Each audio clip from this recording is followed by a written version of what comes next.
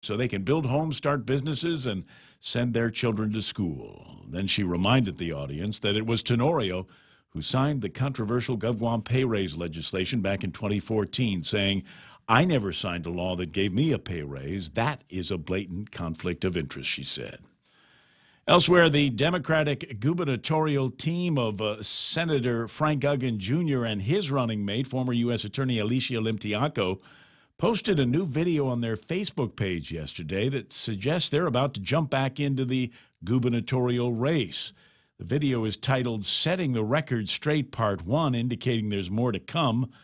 The message boils down to a defense of their decision not to fulfill the terms of the Democratic Party's unity pledge, and it hints at the possibility they're about to relaunch their campaign as a write-in team, although it doesn't explicitly say so. "It sounds like they're agreeing to allow us to support them in our write-in campaign," said Ken Leon Guerrero. Leon Guerrero of Guam Citizens for Public Accountability and Andre Bainum of Guamanians for Fair Government launched an independent write-in campaign for Uggan Limtiaco last month. The Uggan Limtiaco team has already said they would not stand in the way of that write-in campaign. Senator Uggan has not been available to respond to comment on that write-in campaign. We'll have more news after this. Taste the sizzle at Chili's with our new fajita flavors. Our signature fajitas are served with sliced bell peppers, caramelized onions, topped with chipotle garlic butter, and chopped cilantro.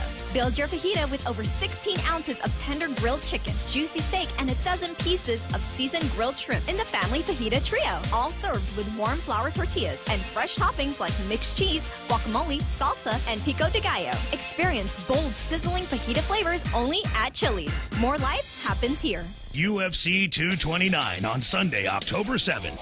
The notorious Conor McGregor returns to retake the UFC lightweight title from unbeaten champion Khabib Nurmagomedov in the main event of UFC 229. Pre-show starts at 10 a.m. and the fight starts at noon. Use your remote or call 688-CARE to order this pay-per-view event on Channel 401 or in HD on Channel 402. UFC 229 on Docomo Pacific is brought to you by TGI Fridays. 11 minutes past 6 a.m. here at The Point. By a vote of 8-3, Guam lawmakers yesterday approved a measure that would allow qualified patients to grow their own medicinal marijuana under certain conditions. Senators James Espaldon, Talina Nelson, and Dennis Rodriguez Jr. voted against the bill. Senators Frank Uggan Jr., Mike San Nicolas, and Mary Torres were absent for the vote. The bill was introduced by Senator Louise Muñoz, who said she proposed it out of frustration with the lack of progress on already existing legislation that was passed more than 4 years ago. Her bill, number 302, requires patients or their caregivers to obtain a permit to grow cannabis from the Department of Public Health and Social Services. They can grow up to 12 juvenile plants and 6 flowering plants. The cannabis has to be grown inside under lock and key. Outside cultivation not permitted. Public health inspectors will be allowed to inspect the plants, but 24-hour notice must be given. They'll also be permitted to seize any plants that exceed the number permitted. Guam Regional Medical City has announced its intention to suspend maternity and pediatric services. GRMC Chief Medical Officer Dr. Felix Cabrera explaining in a release yesterday that the private hospital has come to a critical juncture where we must refocus our limited resources. The date for full closure has not yet been decided, according to the release. However, the statement says the closure of maternal and child health care services is expected to take place before the end of this year. The release notes that maternity services are already available at Guam Memorial Hospital, and GRMC President and Chief Operating Officer Dr. Mike Cruz is quoted as saying that the region's health challenges are too great with too limited resources to be operating redundant services that can potentially be consolidated. Senator Dennis Rodriguez Jr., the chairman of the legislature's Health Committee, said GRMC's decision seems to be a positive one. He said each facility should define its own role, with GRMC becoming a specialty hospital and GMH concentrating on more basic services like birthing babies. He said this is maybe a step in that direction, and it's going to be a win-win for both facilities. GMH Administrator Peter John Camacho could not be reached for comment.